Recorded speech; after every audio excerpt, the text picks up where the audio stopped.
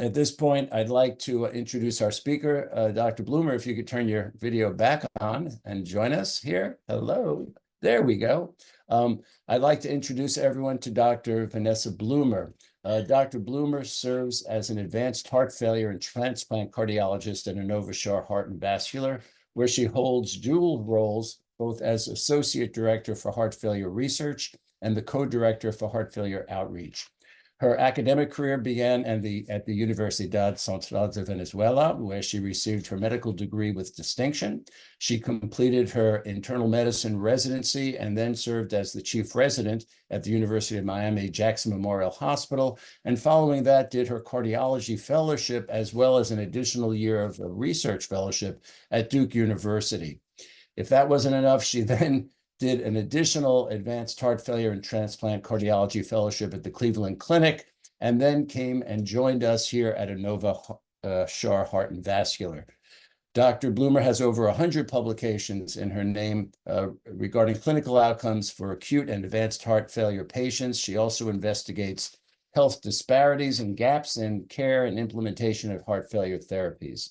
Dr. Bloomer sees outpatients at the Inova Cardiology Office in Fairfax and at the Virginia Heart Cardiology Office in Loudoun. She's on the medical staff at Inova Fairfax and Loudoun hospitals. On a personal note, I'm thrilled that we have Dr. Bloomer with us here tonight. What wasn't in the intro, she is really an international expert with international acclaim in this area of advanced heart failure. And we're really lucky to have her here at Inova, and we're lucky to have her here with us this evening. So Dr. Bloomer, the floor is yours. I will be back at the conclusion to pose questions. Go ahead. Thank you so much, Dr. Levy, and thank you for that kind introduction. I was able to share the slides okay during the practice session. Hopefully I'll be able to do that okay now as well. Let me see how it goes.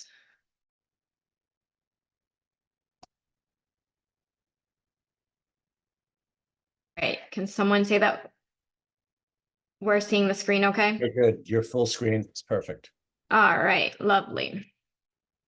So thank you everyone so much for joining this evening, and hopefully, and obviously thank you Inova for this opportunity. I think this is great that we have this space to be able to share some pearls and share some knowledge, hopefully, on heart failure. So I labeled this as an introduction to heart failure, and this is what we will hopefully be covering tonight. I'll talk a little bit about why this topic is important and why it matters. We'll chat a little bit about the definition of heart failure, the different types and stages of heart failure, how we assess a patient that has heart failure, how we manage heart failure, and then we'll quickly end with some take-home points. So let's start with, why does it matter? We wouldn't be chatting today on such a lovely Thursday at 7 p.m. if this topic weren't important. So we're going to share a couple of data points here in terms of numbers. And I think the first thing that we have to recognize is that heart failure is a global pandemic. It affects over 60 million people worldwide. And unfortunately, this is not a trend that is going down. It is a trend that is going up. And it is projected to affect over 8 million people by 2030. That means 1 in every 33 people. And I saw that by the last time that I checked how many people were here, there was over 60 people that joined promptly at 7. So that means that 2 people at least here would have heart failure. Over 1 million hospitalizations annually in both the US and Europe. 825,000 new heart failure cases annually in the United States. And at age 40 years of age, the lifetime risk of heart failure is 1 in 5. So hopefully with this, I have at least some of the attention in the audience. It's not just the mortality associated with heart failure, but it's also important to note that heart failure is the leading cause of hospitalization in patients that are greater than 65 years old. And this applies for both men and women. In 2010, 1 out of every 9 death certificates of this paper that was published in Circulation mentioned heart failure within the cause of death. And this is actually truly sad, but if left untreated, 50% of patients will die within 5 years from heart failure. I find that data to be one of the most intriguing because when patients hear cancer or a cancer diagnosis, the majority of people panic. But for some reason, heart failure doesn't cause the same. This is a very nice publication that was put out a few years ago. And we see on the graph to the left, which is the A graph, and the one to the B. And I apologize that you guys will see some squiggly lines here and there throughout the graphs, but I'll try to walk you guys through it. But on the left, you see men. On the right, you see women. And you see that the survival that is associated with heart failure when left untreated is comparable to one of the most severe forms of cancer, both for men and women. So for men, it is comparable, and it's green is heart failure. It's comparable to bladder cancer. It's comparable to colorectal cancer. And for women, breast cancer has better survival than heart failure. However, for some reason, this doesn't stay in people's, or it doesn't create the same alarm to some people. So now let's talk a little bit about the definition. So what is heart failure? And the first thing, it's a clinical syndrome. It's a progressive condition in which the heart loses its ability to pump enough blood to supply the blood's needs. That is simply put what heart failure is. And obviously this leads to a cascade of symptoms that some people may know about. This can include fluid retention, shortness of breath, fatigue, and then other adverse events. And we'll talk a little bit about this more. The way that I talk about a heart failure with patients when I see them in clinic, I say different things. And one of them is I say the heart, it serves as a pump. It's a muscle. And when this heart gets weak over time, it can't pump enough blood to the rest of the organs. That is a form of heart failure. But that pump needs to pump out blood, and it also needs to relax. When that heart in time can also become stiff over time and it can relax, that's another type of heart failure as well. So either the pump function, it can't do its pumping job, or it can't do its relaxing job. Either one of those can be impaired and can lead to a form of heart failure. I wanted to bring this up because there's a lot of mention within the heart failure community of trying to shift the way that we talk about heart failure, saying, is heart failure too harsh? Because while the term heart failure might imply that the heart is no longer working and there is no hope for improvement, this is not entirely true. Truly, what we're talking about is the function of the heart. And I also explain to the patients that I see in clinic. The function of the heart is impaired, but we don't like to tell anybody that they're failing. They're not truly failing. It's just the function of the heart is reduced. So in our community, there's this entire discussion going on should we change the word, and should we call it heart function instead of heart failure? And should we change the name of the disease? And should we even change the name of the specialty and say that we're heart function specialists instead of heart failure specialists? I would love to hear your opinion on this. My take on this is a disease that should be taken seriously. And for this reason, maybe if we minimize the name of the disease, we can minimize the severity, and we wouldn't want that. But I do want to clarify that there is a spectrum of the disease, and the disease not always implies that people are in complete failure. Now let's talk about the causes of heart failure. In cardiology and a lot of things, we become very practical. And here we put things in buckets. That's the way that I kind of think about things, right? So there's two buckets in terms of causes of heart failure. The first bucket for me is the most common one, the number one cause of heart failure. It's something that is called ischemic cardiomyopathy. Ischemic cardiomyopathy basically means that there's a blockage or blockages in the blood vessels that provide blood supply to the heart. And then that heart muscle is not getting enough blood supply. And for that reason, it starts failing. Commonly, we know this about people that get heart attacks. So if you get a big heart attack or tons of little heart attacks, then there's not enough blood supply that come to the heart. And then that heart muscle can start getting weak. And that is what we call ischemic cardiomyopathy. Now, we're not, like I said, we're practical. So the other bucket, if it's not ischemic cardiomyopathy, it's non-ischemic cardiomyopathy. And within the non-ischemic cardiomyopathy, we have multiple causes of heart failure. The number 2 most common cause of heart failure is uncontrolled hypertension.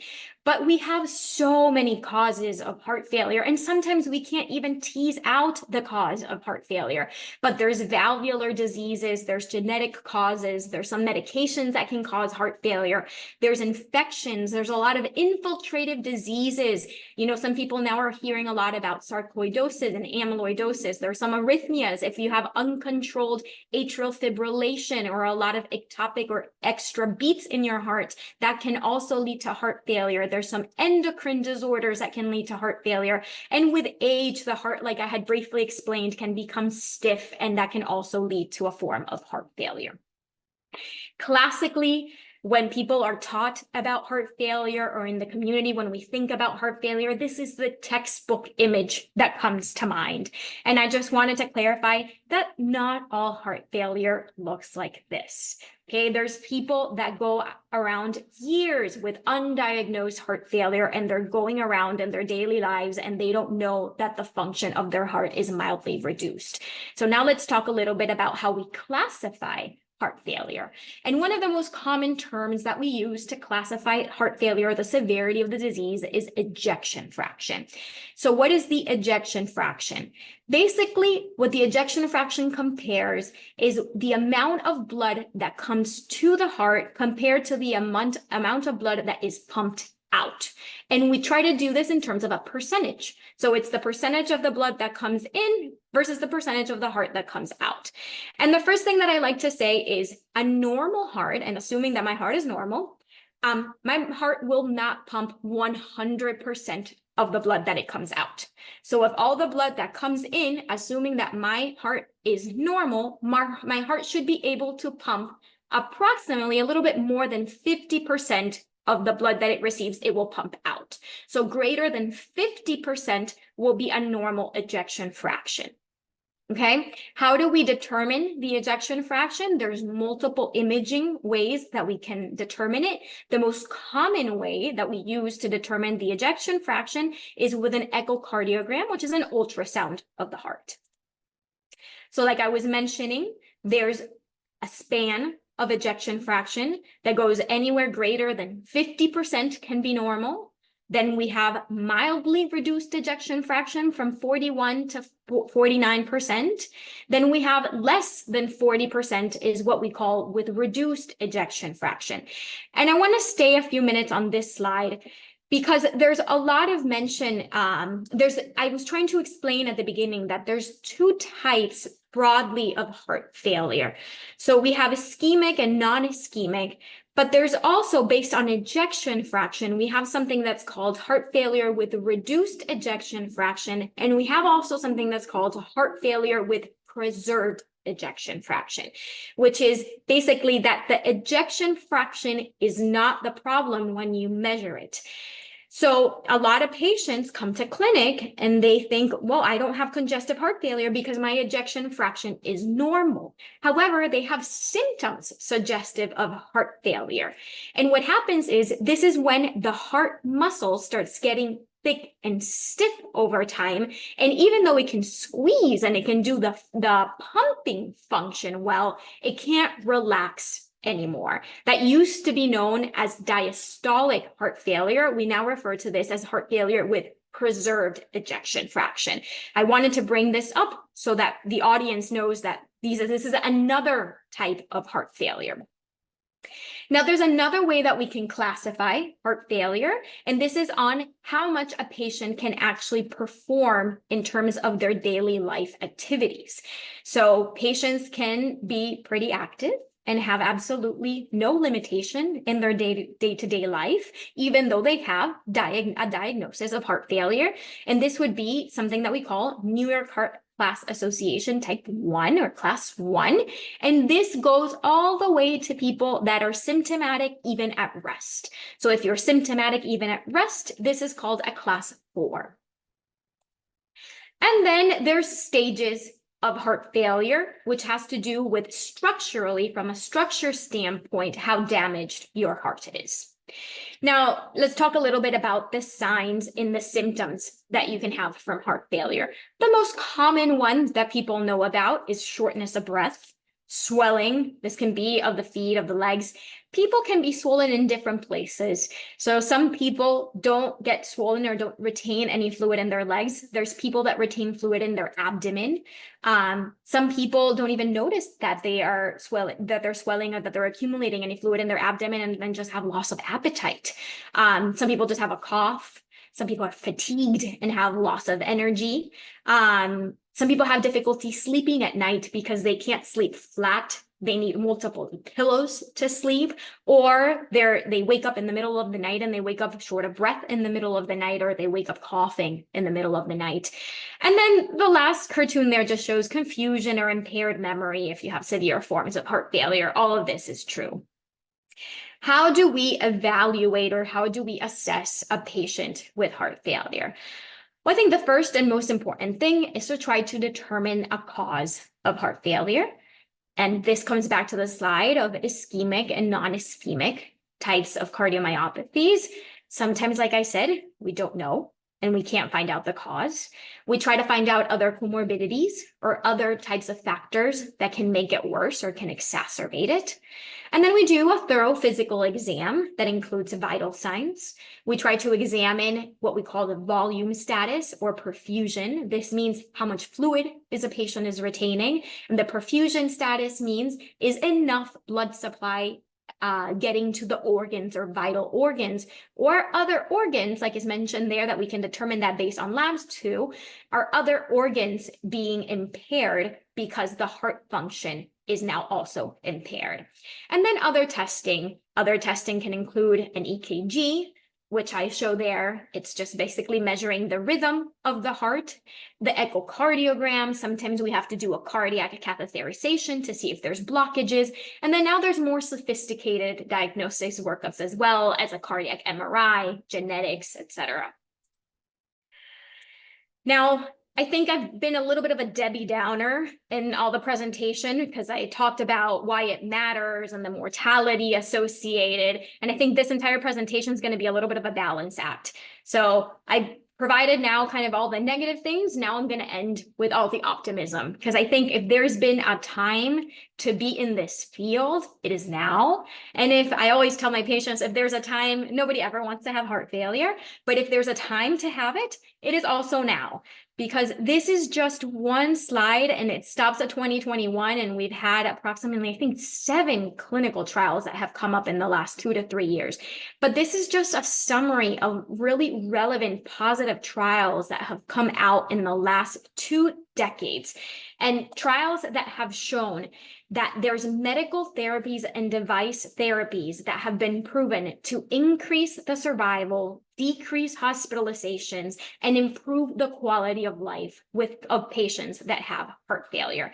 And again, every time I see that a patient that comes in clinic, I repeat these 3 things. I tell them we have medicines nowadays that improve survival, improve the quality of life, and decrease hospitalizations. This is the trajectory of the disease of a patient that has heart failure. So when you see in the bottom, you see a patient can either acutely or have an acute onset of heart failure and can be stable maybe for a few years, and then can have several decompensations.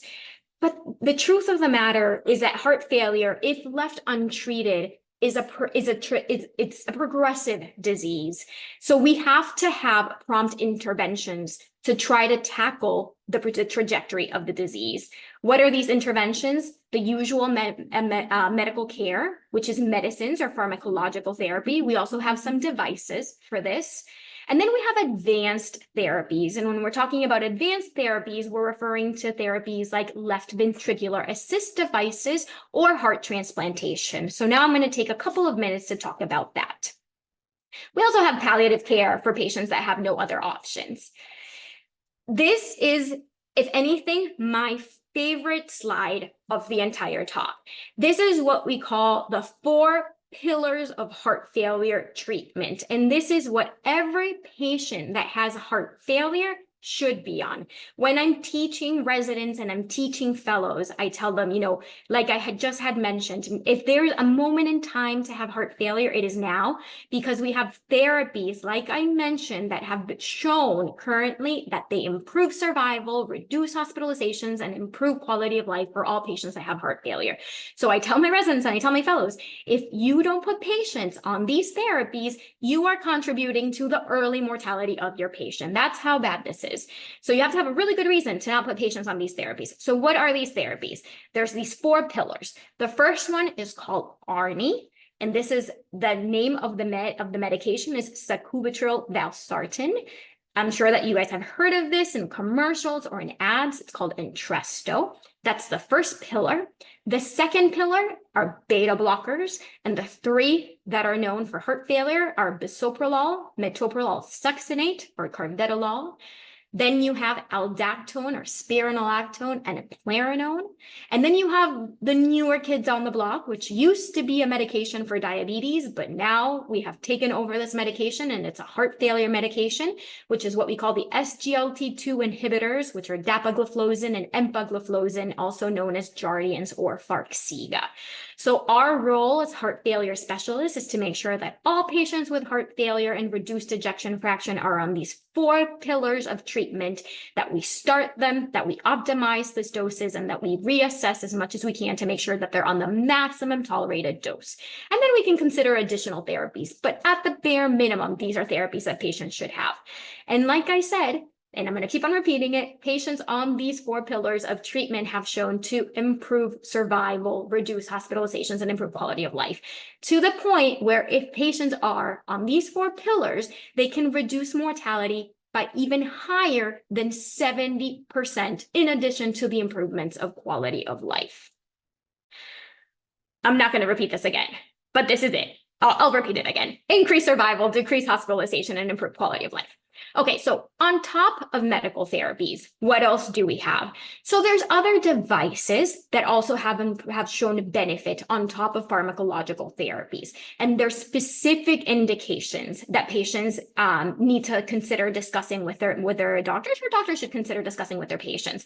So there's patients that would benefit from having an implantable defibrillator. Patients might require cardiac resynchronization therapy.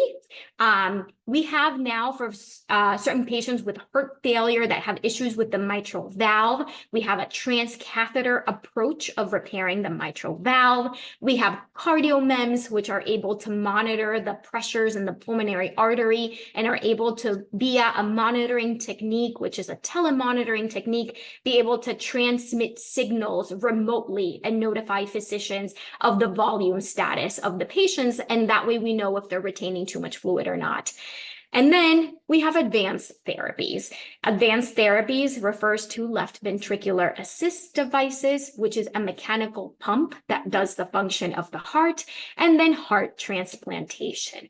Obviously, nobody wants to get to this point. So our point is to do the best job possible with medical therapies and other forms of devices before we get to this. But if we need to get to these are therapies that have been proven also to improve survival and improve quality of life, and we have them at Innova. A very important question that is often asked to me is, when should a patient go see a heart failure specialist, especially if they already have a primary care specialist and if they already have a general cardiologist? When is it time for them to see an advanced heart failure and transplant cardiologist?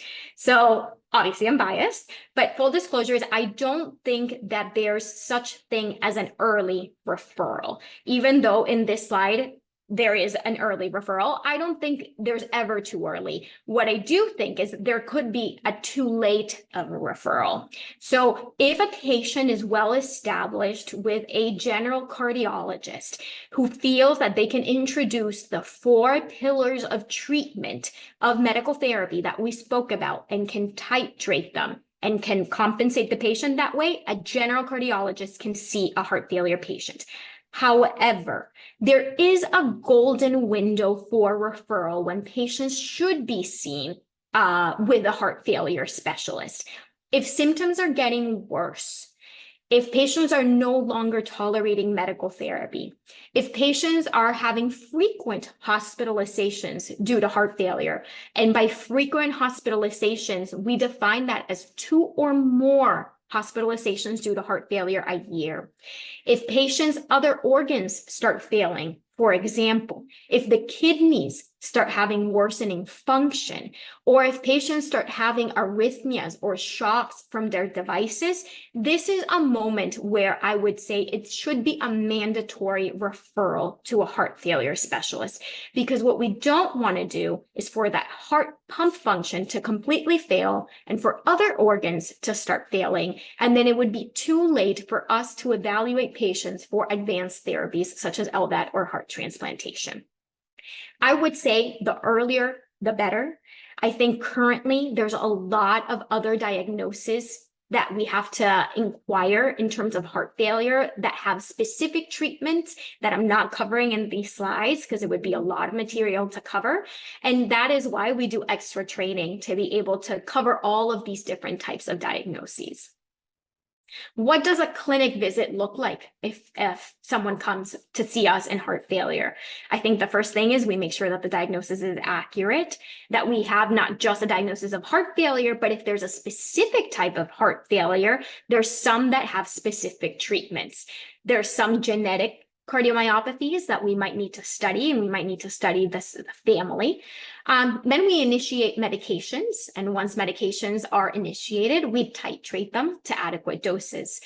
Once we have started medications, we follow up in a few months and we repeat echocardiograms. After we have started what we call guideline-based medical therapy, we have to evaluate the ejection fraction, which we spoke about in this talk. And then we have to decide if patients need devices like an ICD, which is an implantable defibrillator, or resynchronization therapy. We adjust diuretics, which are water pills, to determine according to the volume status of each patient and how much they're retaining in terms of volume. We also try to manage comorbidities or other types of factors that can be worsening the heart failure. This includes hypertension, diabetes, obesity, sleep apnea. There's a lot of things. If a patient qualifies, we refer them for cardiac rehabilitation, which has also been shown to improve outcomes. And then other evaluations on an as-needed basis. Some people might need a right heart catheterization, which is to measure the pressures and the function of the heart via a catheterization, in which we do it in the cath lab.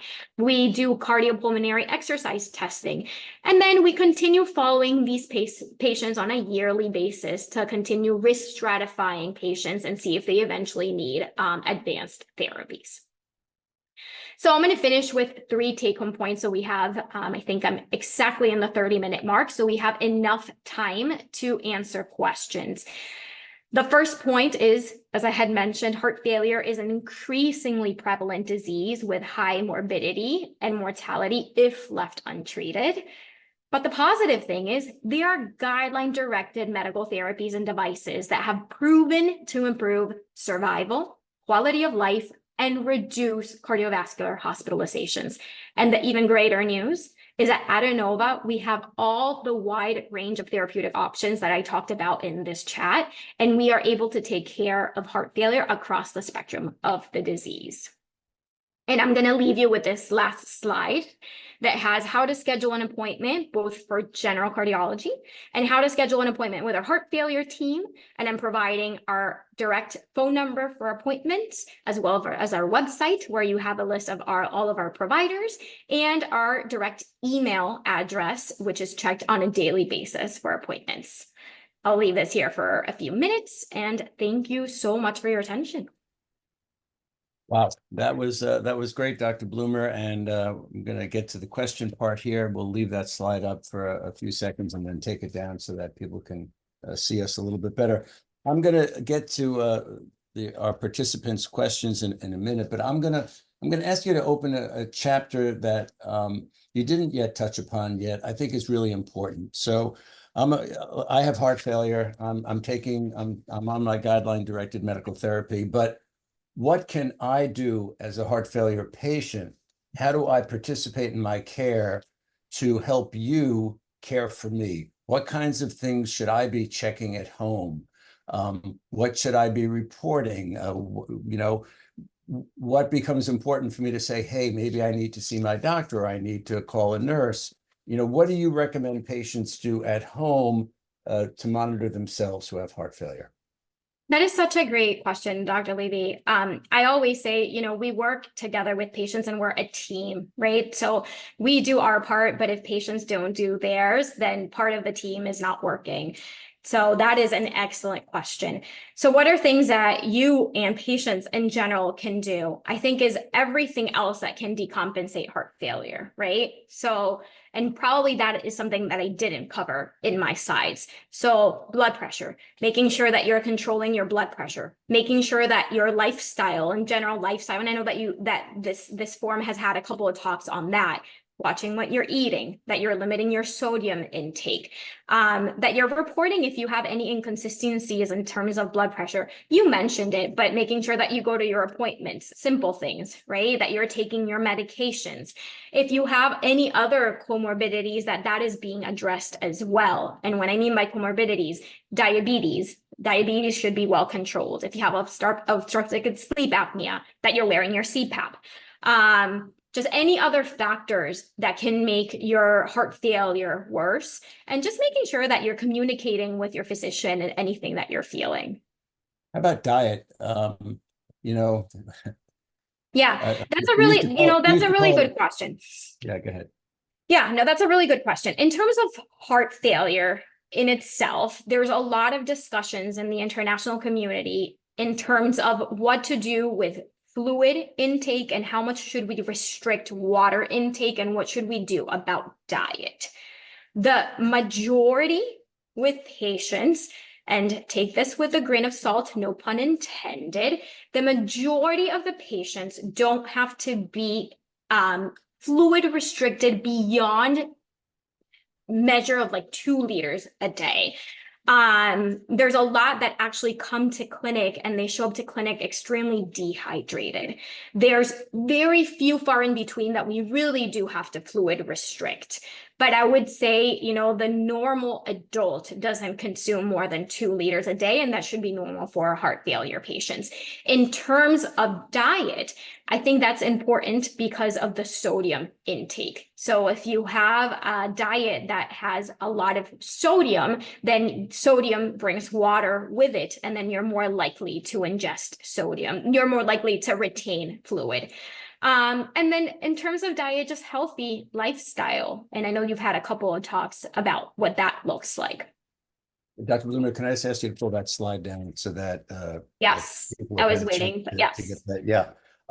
Do you, and I assume you also recommend that your patients weigh themselves every day and have certain weight limits that changes that would require? We usually in clinic, we provide a sheet that includes blood pressure, heart rate, daily weights. And then based on the daily weights, if patients are gaining more than 2 to 3 pounds a day or more than 5 pounds a week, then we kind of guide our diuretics or our water pills based on that.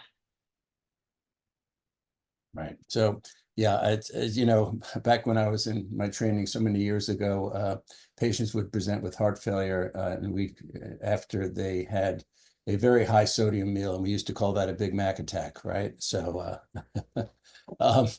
let me get to a couple of the questions. There was a question on heart transplantation, and this is a good one. It was a 2-part question. Number one, is there an upper age limit? Is there an absolute upper age limit on who we would consider putting on a transplant list? And then they also asked, is the DC area a good area? This is like a softball question. This is great. Is the DC area a good area to potentially get a transplant? And I'll let you answer both of those, because that second part, I think most people don't know that we're one of the leading transplant centers in the country. Yes. So the first question, is there a cutoff? So the International Society of Heart and Lung Transplantation, which is the leading professional society, lists as a recommendation 71 years of age. I would say none of the hospitals where I have been at, which includes Duke, Cleveland Clinic, and this one, has a strict upper limit of cutoff. I think we have 70, 71 is what we go by. But then beyond that, it's on a case-by-case basis, right? I would say no hospital would consider someone for heart transplant greater than 74, 75 years of age, but anywhere in between, if they don't have a lot of other comorbidities and they're otherwise healthy, it's something to consider. But I will go to answer that question by what our international society says, which is 71.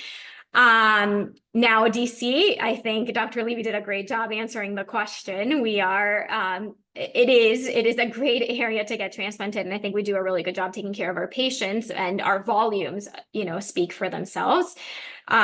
So we continue to be considered a high volume transplant center nationwide. And we also have some of the best 5-year survival rates. So it's really, this is a wonderful part of the country for medical care. There was a question about cognitive decline, and are patients with heart failure at greater risk for cognitive problems, or is that just other forms of dementia? Can heart failure lead to cognitive issues? So I don't think there's a direct association with that. Obviously, as the heart function starts to decline, patients have issues with perfusion, and there's not enough blood supply leading to other organs. So people do tend to get a little bit slower in time as heart failure progresses. As a matter of fact, altered mental status is one of the things that we look for in patients that have advanced form of heart failure. Yeah, this is a question that I get so often, because if you tell someone that they have some muscle that's weak, and their heart muscle, when you're talking about heart failure with a reduced ejection fraction, they say, well, maybe I should work out and strengthen the heart muscle. So is exercise going to alleviate the reduced ejection fraction that we see for any number of causes? The question was, will exercise help?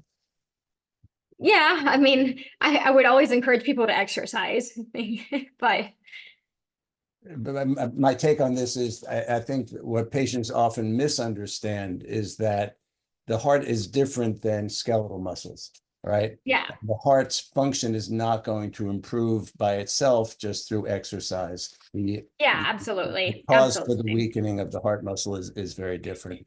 Absolutely. What I do have to add to that, though, is even though the heart function in itself won't get better with exercise, the rest of the body conditions in a way where it tolerates better being in that state of heart dysfunction.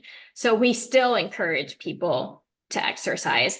And I think the best thing is when you see patients that are a lot more active, and you see patients with the same ejection fraction, how some of them, even though that they're a bit more limited on the ejection fraction, they remain active, their body has conditioned to a point where they can still operate at lower levels of their ejection fraction. Right. And I think that's part of the good part of this story. I know we all have patients who have incredibly low ejection fractions who are really in functional class 1. I mean, they're totally asymptomatic, and they're exercising, and they're just well compensated. Yep. Someone asked, and this is a good question, that the 4 pillars for guideline-directed medical therapy, depending on your degree of heart failure, do you need to be on all 4? Or can you just be on 1 if you have an ejection fraction of 42%, and you don't need to be on 2 if it's 39%? Guideline-directed medical therapy, is it you're all in, right? Yes. So less than 40% of an ejection fraction, you are all in. You are all in. Absolutely. And here's a question. I don't think it was posed, but some patients well, let's talk about blood pressure. A lot of times patients get scared if their blood pressure is a little on the lower end of normal, and feel that they shouldn't be taking the heart failure medications. What do you feel is a good blood pressure for someone who has heart failure, especially with the reduced ejection fraction, on a whole bunch of medications which tend to lower blood pressure? What doesn't scare you? Yeah, that's a great question. And that's something that I also cover with patients in clinic. I don't quote a number. I say it's the blood pressure that you can tolerate without symptoms, because it's always a matter of trade-off, right? These medications, because of their mechanism of action, they are going to lower the blood pressure. Some of them, not all of them, but they will lower the blood pressure. However, these are the medications that are going to make you live longer, feel better, and stay out of the hospital. So if your blood pressure is 90/60, but you are fine and you have no symptoms and you're able to do your day-to-day life, then I am okay with that. And the other thing that I try to explain is the blood pressure of someone with heart failure or heart dysfunction, the normal blood pressure for that person is not going to be the same blood pressure that it is for me. Because when the heart muscle gets weak, the lower the blood pressure, the easier it is for that heart to be able to pump against a resistance that is low. So I want that blood pressure to be as low as possible so that heart can be able to pump out blood easier. So I worry less about the number. My concern is symptoms. Now, if the blood pressure starts getting, 70/30, over 80/40, then that's a different conversation. But at that point, the majority of the patients have symptoms. Thanks, Dr. Bloomer. A couple of questions about things that can lead to or contribute to heart failure, and do they, and how do they? And one of them is alcohol. Can alcohol be a problem for the heart? Absolutely. And atrial fibrillation. Several questions about atrial fibrillation.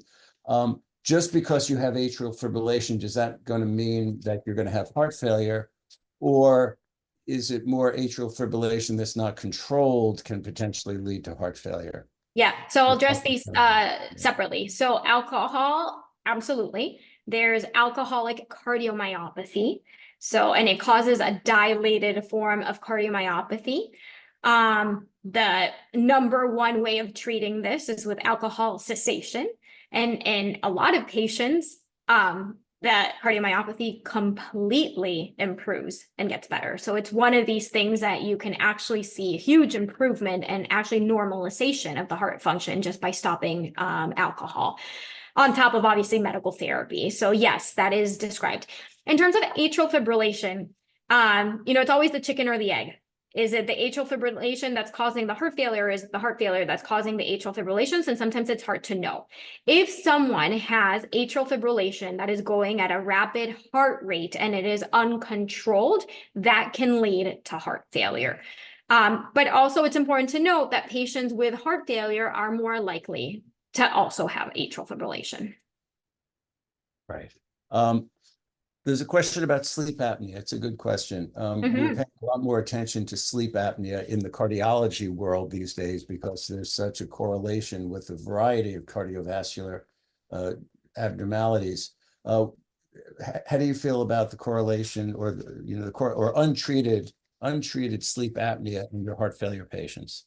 It is one of the things that we look for. So sleep apnea has also been associated with heart failure. So it's definitely one of the things that we look for and we treat. Yeah. If someone's told that they have pulmonary hypertension, is that heart failure or is that something different? So pulmonary hypertension it has 5 different groups. Not all of them are related to heart failure. So it's a different disease.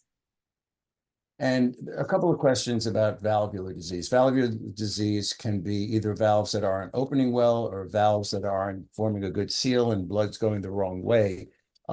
If a patient has had a valve problem and it's corrected in one way or another, either surgically or with aortic valve disease with what's called TAVR, there was a specific question about TAVR, is that going to help to protect them from developing heart failure?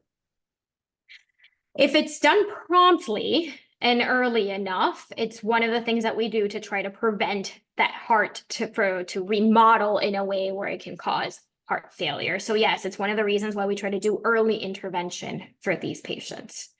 Yeah.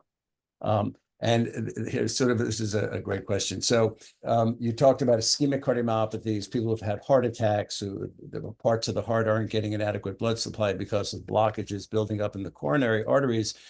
Someone wants to know, are there any medications that can like unclog these arteries, a little, Drano or something for the coronary arteries? What do you think? The patients that have risk factors, we try to put patients on aspirin and obviously statins. There's nothing that unclogs the artery, but we work on prevention. And that's why prevention of cardiovascular disease is so important. Yeah. Another topic I wanted to just get your thoughts on.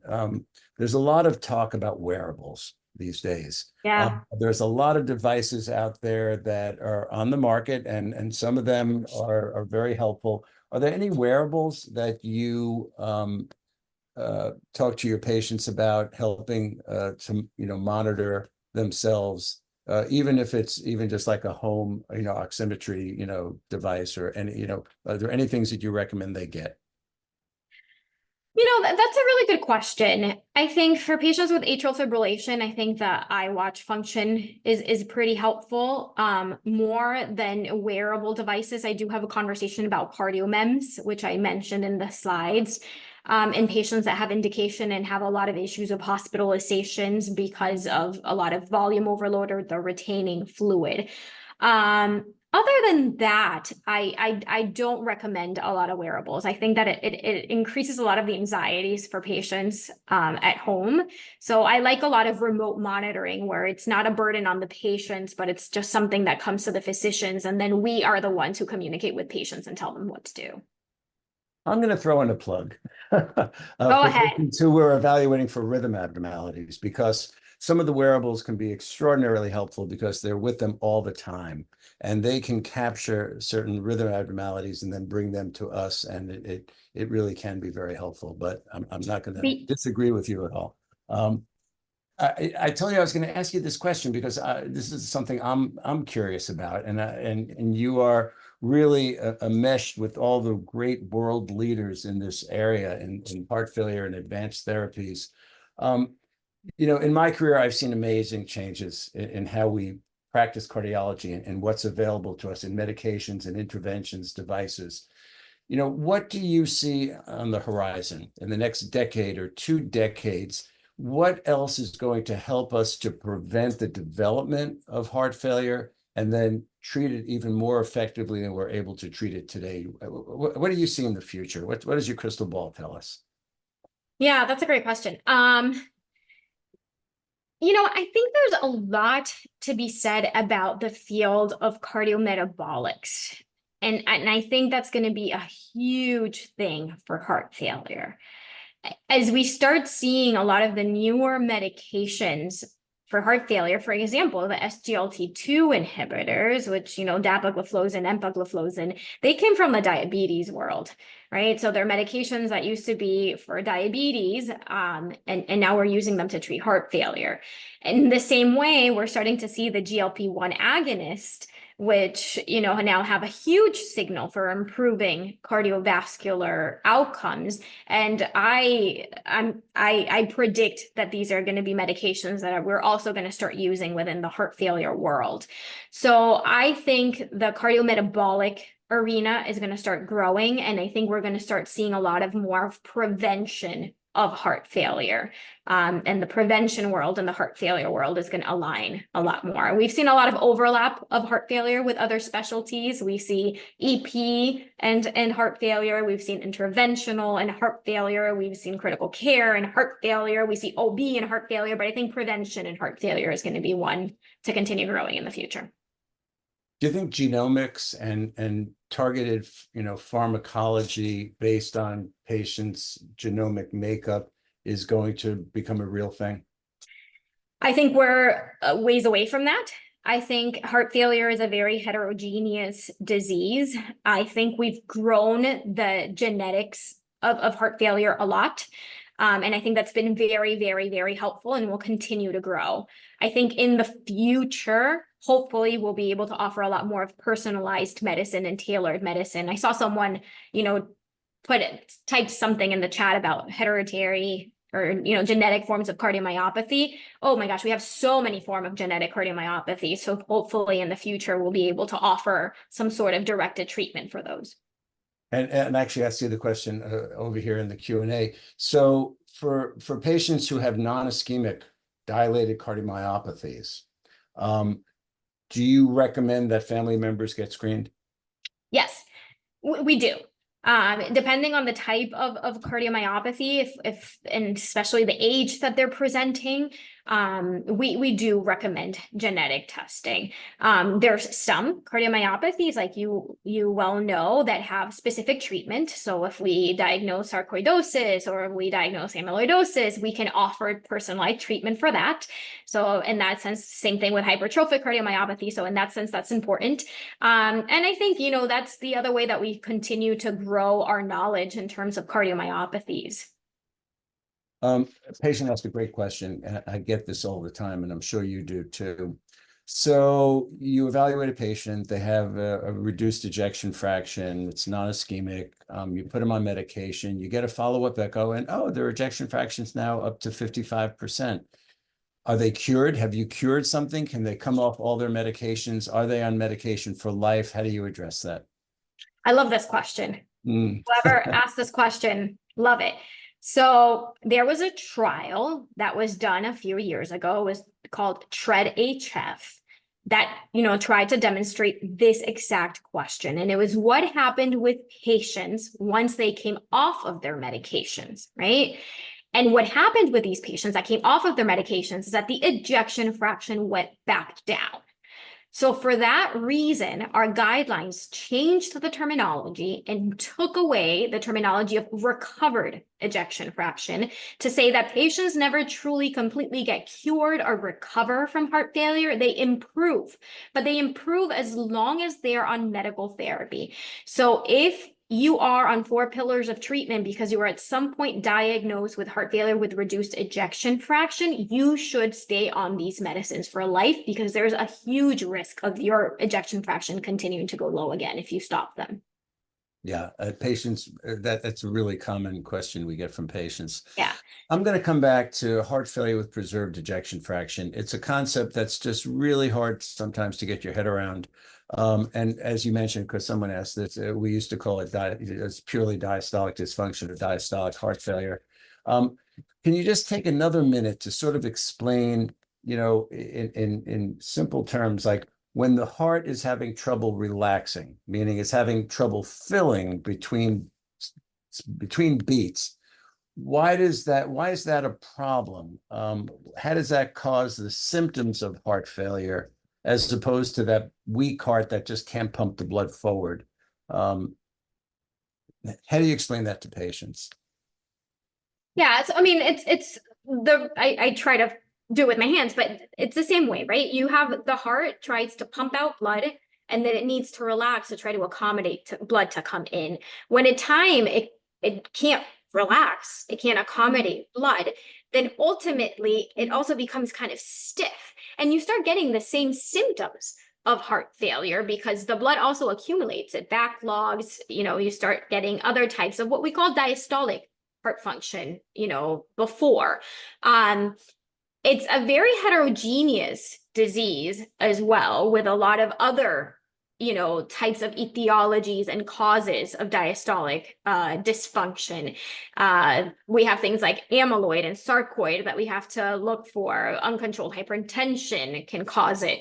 I think the important thing to note about that type of heart failure is that it's a different form of treatment. The 4 pillars of treatment that I've been mentioning don't necessarily apply to what we call HFpEF. There are now some medications that have been proven to be beneficial in HFpEF, but not the 4 pillars of treatment.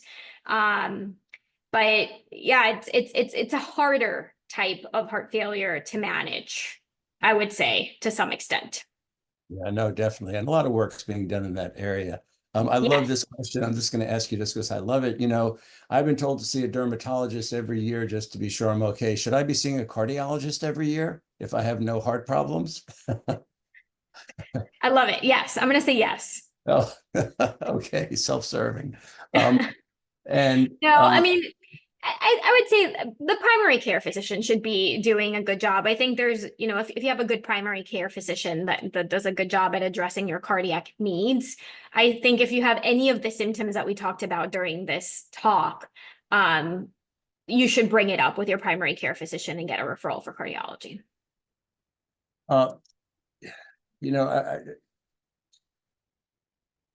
I I'm going to get on my soapbox a little bit because we have a couple of extra minutes. And no, I don't think everyone should see a cardiologist every year. But I think one of the things that I've never truly understood is that we screen for a lot of diseases in this country and around the world.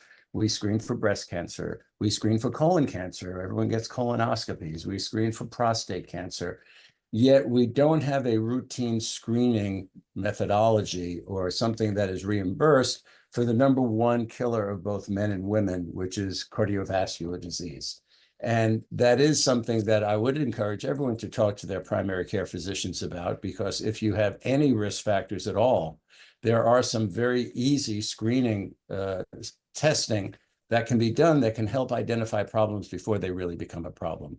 And you know, I've been up on Capitol Hill lobbying for these things for years, and it's just, it just doesn't make sense. But be aware that there are simple screening tests out there that can help you identify heart disease before it sneaks up on you and potentially whacks you on the back of the head. We have that perpetual question we'll always get about alcohol, and I feel free to duck it, but you know, is any alcohol good? Is a small amount of alcohol good? Is there a limit to how much alcohol people can safely drink from a cardiovascular standpoint? What are your thoughts about that? You know, I think if you have a form of heart failure, and if you've had alcoholic cardiomyopathy, the answer is no alcohol to that question in particular. I'd be interesting to hear your thoughts as a general cardiologist. I think when, you know, if you have some addiction to alcohol, the answer is no. I think that question said 4 drinks a day. 4 drinks a day would definitely be too much for me. I think if you have 1 drink a day and that's all you have, that you should be okay. Now, if this becomes something that you need to have every day, then that's probably a problem. Right. I will say that there was a lot of stuff for years. I said, oh, well, you know, 2 drinks for a man, 1 drink for a woman, maybe it reduces risk. I think that's been debunked. And I don't think you should drink alcohol thinking it's going to reduce your risk. So, Dr. Bloomer, we're just about out of time. Thank you so much for a fascinating evening. I think we've all learned a lot.